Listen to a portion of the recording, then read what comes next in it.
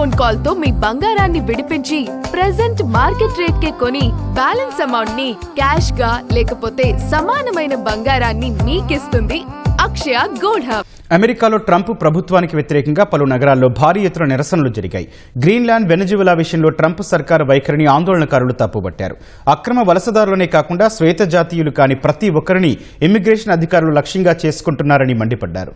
యుద్ధాలు, సైనిక చర్యల కంటే ప్రజల జీవనోపాధి, ప్రజా సంక్షేమానికి అధిక ప్రాధాన్యతనివ్వాలని వారు డిమాండ్ చేశారు.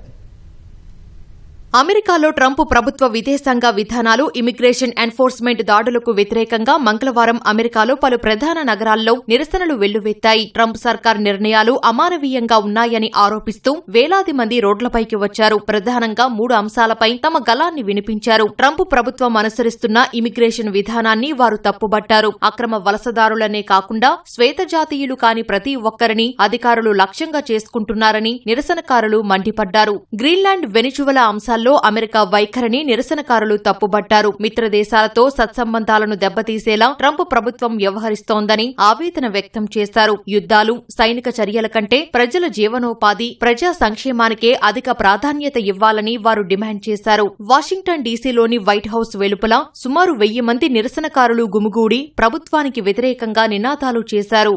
I'm totally opposed to it. I think it's a ridiculous and harmful policy. The Greenland policy. Like everyone else here, and here because our government has gone out of control. ICE is killing people in the street. We are alienating our allies. We're invading other countries. This must stop, and we will not accept this. I feel like the United States is turning into a fascist nation, and we want to express our fear and anger. Overall, I think it's a disaster. We should be friendly to our allies, the Europeans and others around the globe. ప్రస్తుత immigration విధానాలను పూర్తిగా ప్రక్షాళన చేయాలని, అంతర్జాతీయ వేదికపై America తన దూకుడు వైఖరిని తగ్గించుకోవాలని నిరసనకారులు స్పష్టం చేశారు. ఈ ఆందోళనల నేపథ్యంలో అగ్రరాజ్యంలో అంతర్గత రాజకీయ సెగలు మరింత రాజుకున్నాయి.